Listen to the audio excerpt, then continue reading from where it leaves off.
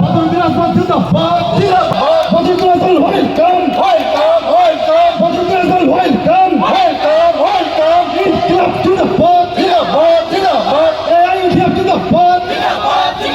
Mizanur Rahman Zindabad. Tawa Kabir Zindabad. Awaz do. Badru Dinaswar welcome. এই যোগদান পর্ব অনুষ্ঠানত মুখ্য অতিথি রূপে উপস্থিত অল ইন্ডিয়া ইউনাইটেড ডেমোক্রেটিক ফ্রন্টের সম্মানীয় সভাপতি তথা পশ্চিম সমষ্টির সম্মান ইয়াদ উপস্থিত গরিপুর সমষ্টির সম্মানীয় বিধায়ক মিজানুর রহমান ডাঙরিয়া, চেঙা সমষ্টির খরিয়া, বিদেশীপাড়া পূব সমষ্টির সম্মান কেন্দ্রীয় কমিটির সভানেত্রী এডভোকেট হাসিনা বাইদেউ, মঞ্চত উপবিষ্ট বিলাসীপাড়া বেশিন্দরবাগ জেলা কমিটির সম্মানীয় সভাপতিদ্বয়, মঞ্চত উপবিষ্ট যুব কমিটি তথা ছাত্র কমিটির সম্মানীয় নেতাগণ,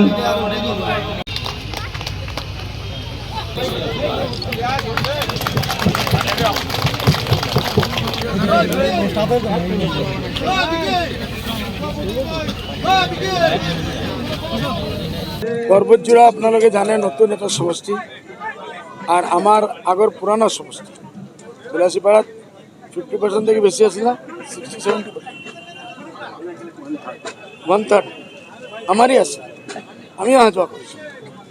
এইবাৰ যেতিয়া আলগ হৈছে আমাৰ তাৰ মামাৰ লগতো আমাৰ নজৰুল বাৰীৰ মামা হিচাপে আমি সবেই মামা ক'ব। আজি ভাবিলোঁ আজি খবৰ পালোঁ বুলি আমাৰ ভাগিনা নহয় আৰু ओनली 57 आई एम 70 तो बच्चा है मेरा। कल से अभी काला इसका बाल वाल काला कराए तो এইটো আমার কারণে আমি দেখিছোঁ আমার ভবিষ্যতের কারণে ভাল এটা সিট এইটো আমি তার মামা যদি আহিছে সবে মিলি আমি মেহনত কৰিলে এই সিটটো আমি উদ্ধাৰ কৰিব পাৰিম। আমাৰ খাতাত এটা সিট বাঢ়িব। 30 to 35 আমাৰ নজৰুল ভাই বাৰবাৰ এনাউন্স কৰি আছে প্লাস মাইনাস ওপৰত নাযাব একদম গ্যাৰেন্টেড আমি ওপৰত নাযাওঁ নিচেই থাকিম এইটোৰ ভিতৰত আমাৰ 30 প্লাস 30 প্লাস 21-22টা সিট আমার টার্গেটত আছে। নম্বর ওয়ান সিট আছে। আগে হি প্রুফ করো যে হি বিজেপির বিটিম নহয়। এতিয়াই মোক সোশ্যাল মিডিয়া মানুহ দেখাইছে যে হি গোপনীয় হেমন্তৰ লগত বহি আছে। মতলব ৰাতি বহি এইফালৰ পইচা লয় আৰু এইফালে আহি কংগ্ৰেসেৰ লাভ।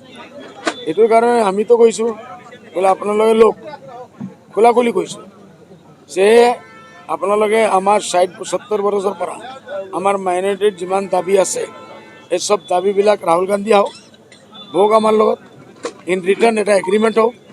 যদি এগ্ৰিমেণ্টে মানি লয় যদি অকলে মিনিষ্ট্ৰী বনাব পাৰে আমি নাথাকিলেতো বনাব পাৰিব বনাবই লাগিব ক্ষমতা থাকিলে।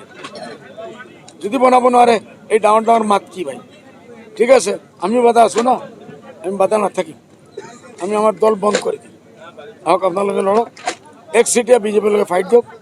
পুরা বিহারত আপোনালোকের এই দুখ মধ্যপ্রদেশের এই দুখ মহারাষ্ট্রত এই দুখ আপনার দিল্লিতে এই দুখ যে আমার পার্টি অকল লগত যদি কোনো पार्टी ना থাকিলে হয় আমি অকলে জুঝলে हम जीत जाते हैं। ये कांग्रेस का कहना है।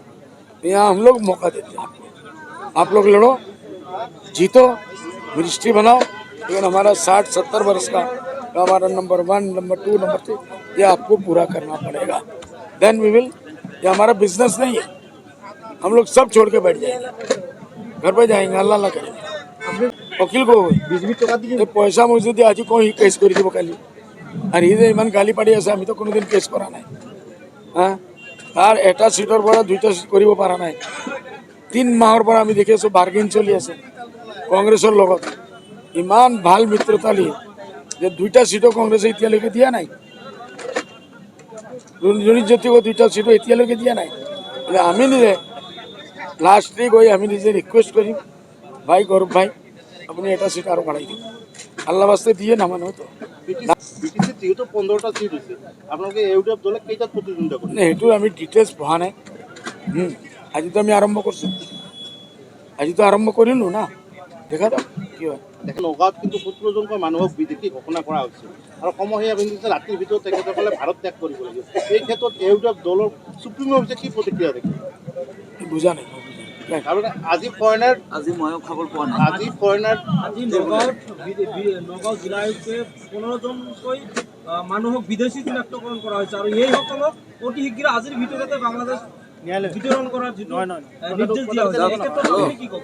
15জন জিলা জিলা আয়ুক্তই কেতিয়াও ফৰেনাৰ ডিক্লেয়াৰ কৰিব নোৱাৰে। যদি আইনী প্ৰক্ৰিয়াই মহামান্য আদালতে কৰে তেতিয়া আমি মানিম, নহ'লে এইসকলৰ লগত ফাইট দিব আৰু আমি যুঁজিম যলৈ যাব লাগে তাত। যদি ডিচি এইটো দি থাকে ই অথৰাইজ পাৰ্চন নহয়,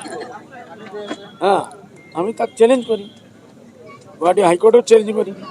যদি নহয় তো আমি চেণ্ট্ৰেলত ৰাতিৰ ভিতৰতে ভাৰত ত্যাগ কৰিব গৈছে। যোৱাবাৰতো কৰিছিল পুছবেক না, চব পুছবেক কি হ'ল, মানুহবিলাক বেক হোৱা নাই, গভৰ্ণমেণ্ট বেক ফুটো আহিছে, ভুল কাম কৰিছিল। এইবাৰো যদি কৰে আমি চেলেঞ্জ কৰিম। অলৰেডি বিদেশী ন্যায়াধিকৰণে যিটো ডিক্লেৰেশ্যন কৰিছে যে 15জন নাগৰিকক বিদেশী হিচাপে ঘোষণা কৰিছে আৰু নগাঁও জিলা আয়ুক্তক কৈছে ভিডিঅ'টো 24 ঘণ্টাৰ দিবচোন, ভিতৰত আমি ৰাতি বহিম এইটোলৈ ডিছকাছ 24 ঘণ্টাৰ ভিতৰত ৰিপৰ্ট কৰিব লাগে। এইটো লৈ ইউডিএফ দলে আইনীভাৱে আমি যুঁজ কৰিম।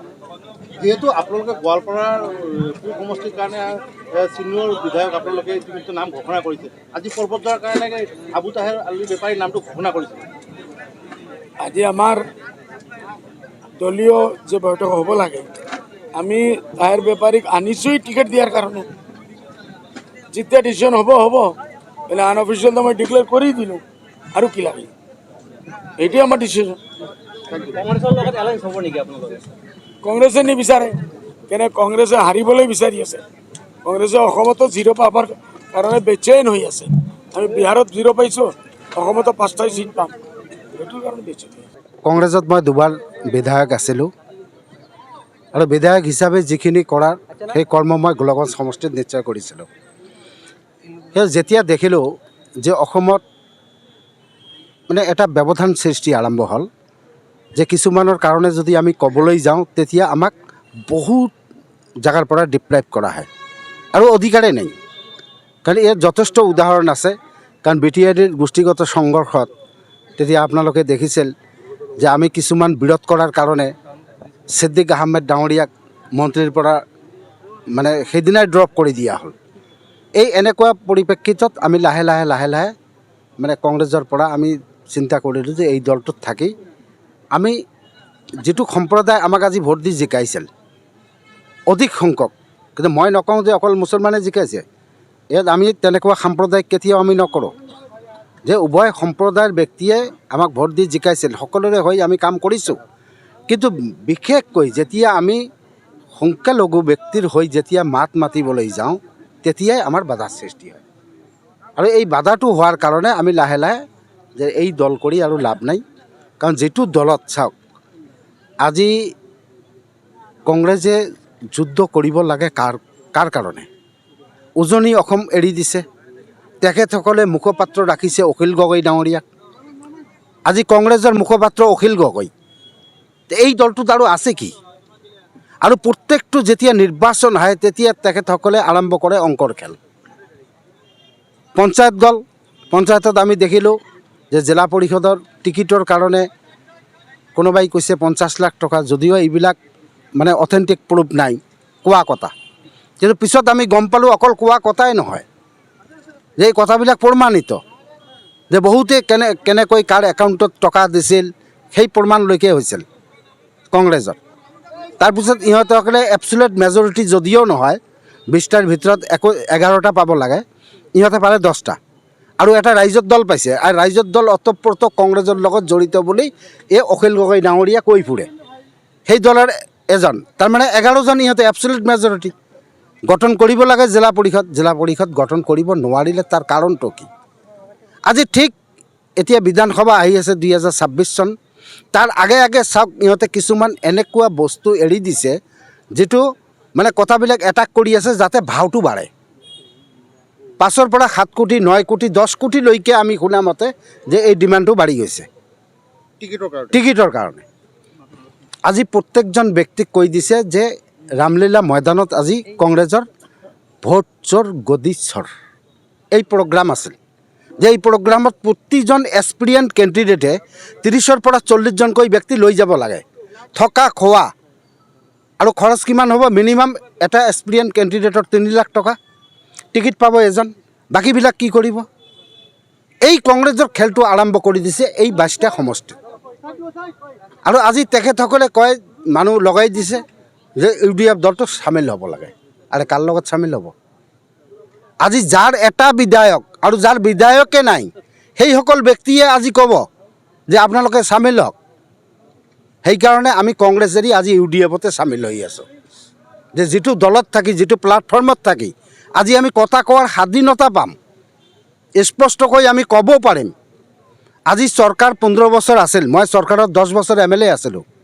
মই জানো যে এই চৰকাৰৰ ভিতৰত কি হৈছিল আজি কিয় নিষ্পেষিত হ'ল এই মানুহবিলাক আজি উচ্ছেদ হ'ব লগা হ'ল কিয় বিভিন্ন ধৰণৰ পাকে প্ৰকাৰে দ্বিতীয় তৃতীয় প্ৰকাৰ নাগৰিক কৰাৰ কাৰণে আজি কংগ্ৰেছে দায়ী তেখেতসকলে আজি যদি এই আইনবিলাক ঠিক আছে মানুহ আমাৰ ফৰেষ্ট লেণ্ডত 100 বাৰ আমি স্বীকাৰ কৰিম যে ফৰেষ্ট লেণ্ডত আছে ফৰেষ্ট লেণ্ডত থকাৰ অধিকাৰ কাৰো নাই যিবিলাক মাটি আমাৰ চৰকাৰী মাটি সেই চৰকাৰী মাটিত থকাৰ কাৰো অধিকাৰ নাই কিন্তু মাটিহীন ভূমিহীন মানুহ আমিতো ক'ব পাৰিলোঁ হয় যে তেখেতসকলে এপ্লাই কৰক আমি প্ৰচেছ কৰি তেখেতসকলক মাটি প্ৰদান কৰিব পাৰিলোঁ হয় আজি এই ঠাণ্ডাৰ দিনত উচ্ছেদ কৰিছে আজি পৰীক্ষাৰ সময়ত উচ্ছেদ কৰিছে আটাইতকৈ দুখ লাগে যে পৰীক্ষাৰ সময়ত উচ্ছেদ কৰিছে আমি কওঁ যে সকলোৱে শিক্ষিত হ'ব লাগে কিন্তু তাত আমি বাধাৰ সৃষ্টি কৰাইছোঁ এইবিলাক কাৰণত আমি দেখিলোঁ যে না কংগ্ৰেছত থাকি আমি এইবিলাক প্ৰতিবাদ কৰিলে আমি মাইনাছ হৈ যাওঁ আমি ক'ব নোৱাৰোঁ কোৱাৰ অধিকাৰেই নাই সেই দলত থাকি আমাৰ লাভটো কি আজি সেইকাৰণে ইউডিএফত আহিছোঁ আৰু ইনশাল্লাহ নেক্সট আপোনালোকে চাব 2026 চনত টাইগাৰ অকল ইহঁতসকলে নহয় টাইগাৰ আজি 3টা জন্ম হ'ল এটা হ'ল বদৰুদ্দিন আজমল দ্বিতীয়টো হ'ল সিৰাজউদ্দিন আজমল তৃতীয়টো হ'ল আবু তাহেৰ বেপাৰী চাওক ৰণনীতিটো আমি কিছুমান কথা আমি প্ৰেছৰ আগত ক'ব নোৱাৰোঁ একেবাৰে এক্সট্ৰা অৰ্ডিনাৰীকৈ আমি পৰ্বতঝৰাত এইবাৰ নিৰ্বাচন খেলিবলৈ যাম অকল ময়ে নহয় আমাৰ প্ৰতিজন যিটো 30-ৰ পৰা 35 যিটো ছিট দিয়া হ'ব প্ৰতিজন বিধায়কে টিকিট পোৱা আমাৰ প্ৰাৰ্থীয়ে আমি একেবাৰে নতুন কৌশলেৰে আমি নিৰ্বাচন খেলিবলৈ যাই আছোঁ